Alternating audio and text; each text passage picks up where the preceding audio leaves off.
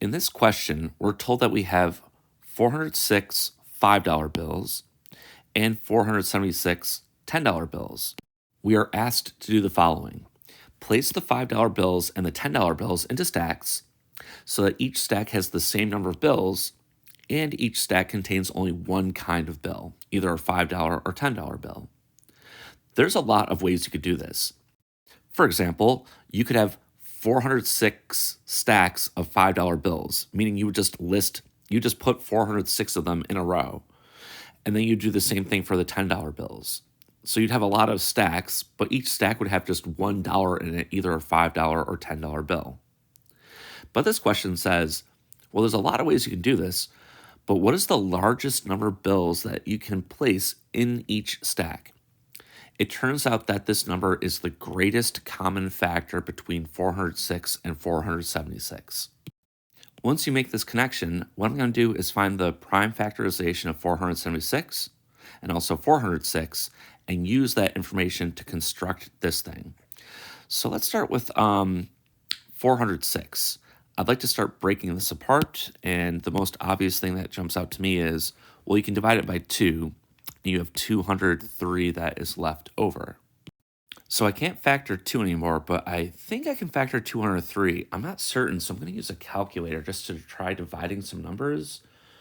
And so let's see, I guess I'll try 7. So 203 divided by 7, doing this on a calculator. 7 in fact worked. It was 7, and then there's 29 left over.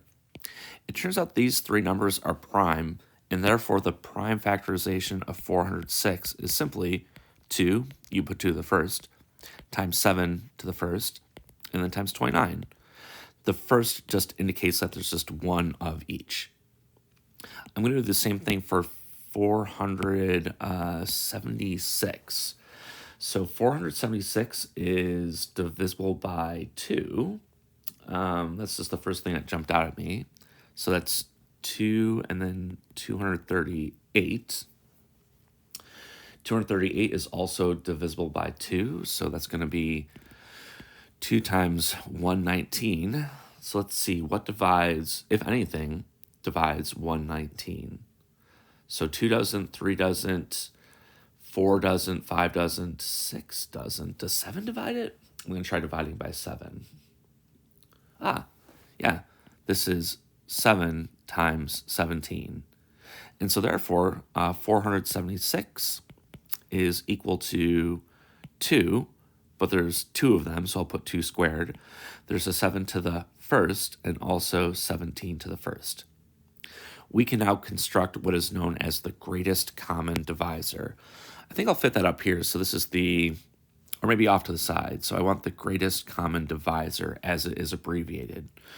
To construct this, you look at the prime numbers that appear in both of the prime factorizations, and you select the smaller of the amounts that appear. There's a 2 that appears twice. There's a 2 that appears once. So in constructing your greatest common divisor, I'm going to take 2 to the first. Okay, there's a 7 to the first and a 7 to the first. They're both the same, but that means you're going to take 7 to the first. Let's see, there's a 29 here, but there are no 29s here, so I'm not going to take any 29s. And likewise, there's a 17 here, but there are none here. The smaller of the 2 is none. And that actually means the greatest common divisor is simply 2 times 7, which is equal to, I'll write this down, 2 times 7 is 14. So that is the greatest common divisor of these two numbers. But for this problem, the largest number of bills that can be placed into each stack would be 14. You can have stacks of 14 where each stack has this many, and there's only $5 or $10 bills in each individual stack. In this question, we're told a movie theater runs films continuously. So we have one movie that runs for 70 minutes and the other for 95 minutes. So those will probably be important. So we have a 70-minute film and a 90-minute film. And then after they end, there's a 5-minute intermission before the movie then starts again. So if these two movies start at noon on the same day, when will the two movies start again at the same time for the first time? So I'm going to write these numbers down. So we have a 70-minute film with a 5-minute intermission. That means there's 75 total minutes until this movie starts again for the first time. And if you do the same thing for the 95-minute film, so one movie's 95 minutes, there's 5 minutes until it starts again. So it takes 100 minutes until this film starts again.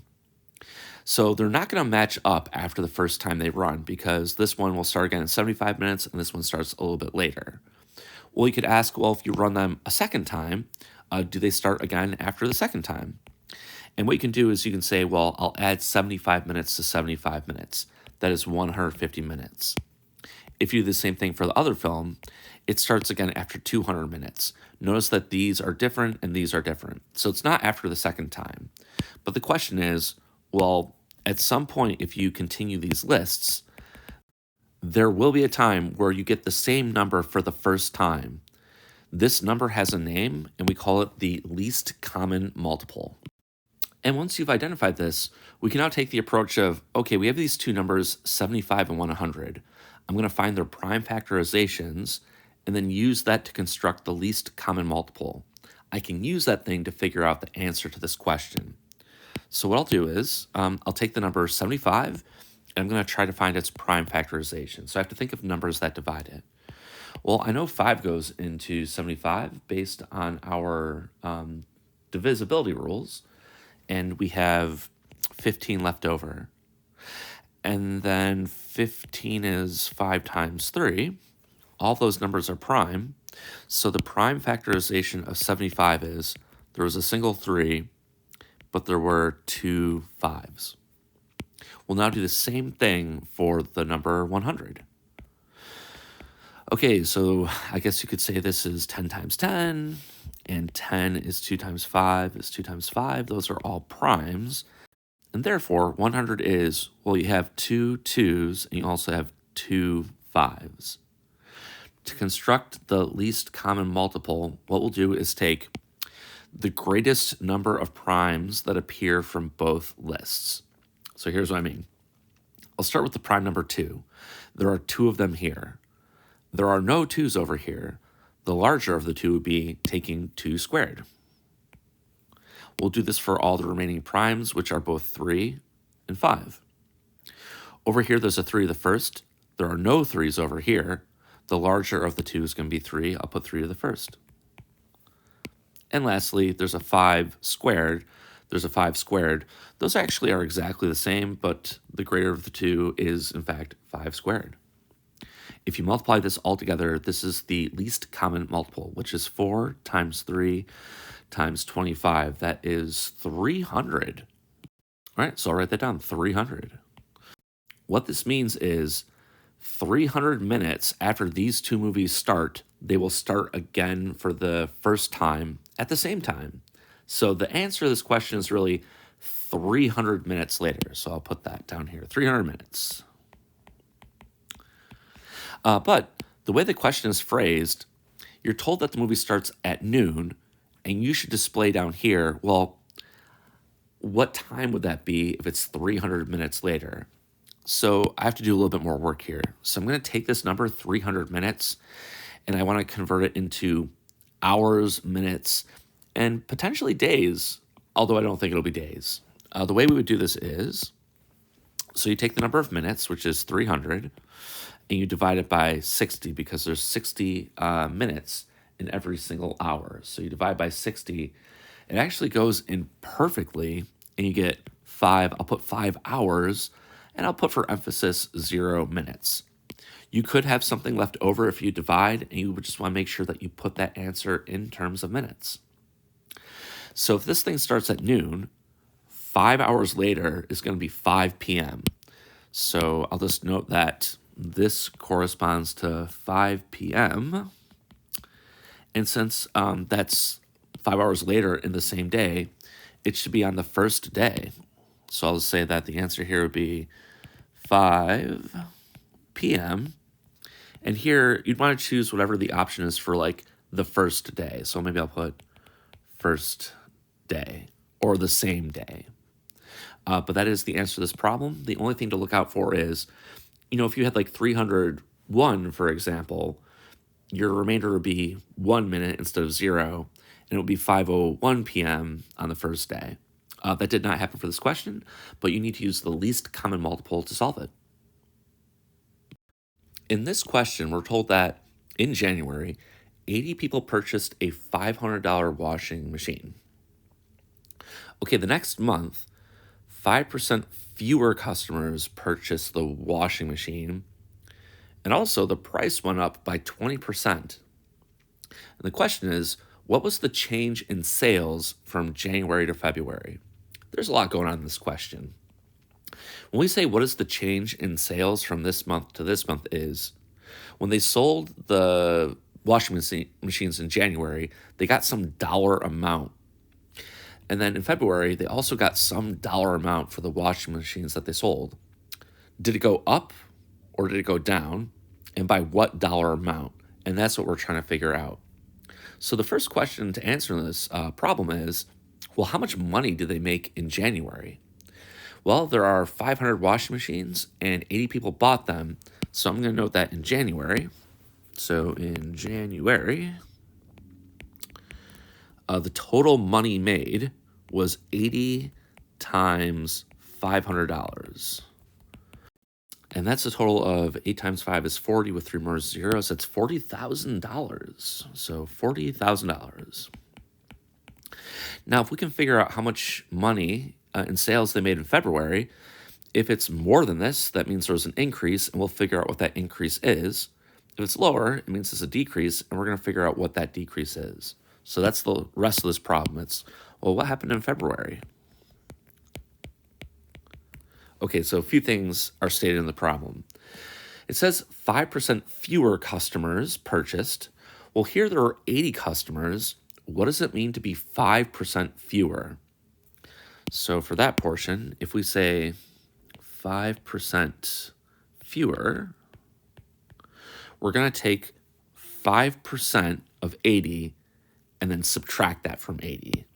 So I'm going to say, all right, that's 80, and it's multiplied by, maybe I'll use parentheses, 0.05. I'm going to take 5% of 80, and I'm going to see what this number is. So 80 times 0.05, which is 5%, is 4.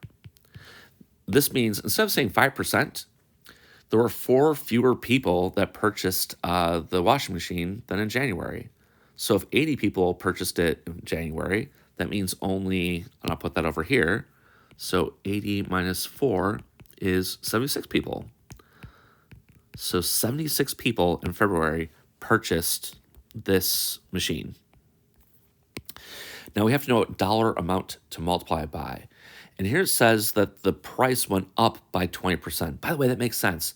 If the price goes up, probably less people are going to purchase it, I suppose. But we need to figure out, well, what does it mean to be a 20% increase of 500? So to figure that out, here's what I'm going to do. I'm going to take $500.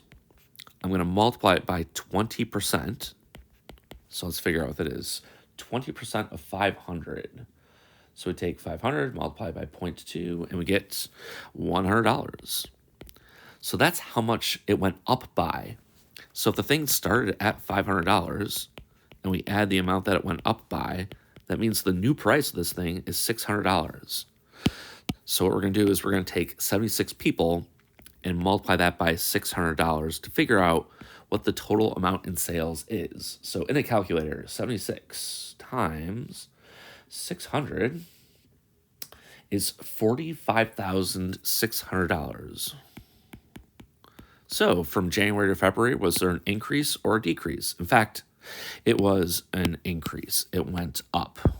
So it went up, and the difference is going to be, I can actually read this off here pretty easily. You could subtract these two numbers, but it looks to be $5,600 more. So that's the thing that would go right here. Let me highlight that. So in this spot here, they want you to list, well, what is the increase?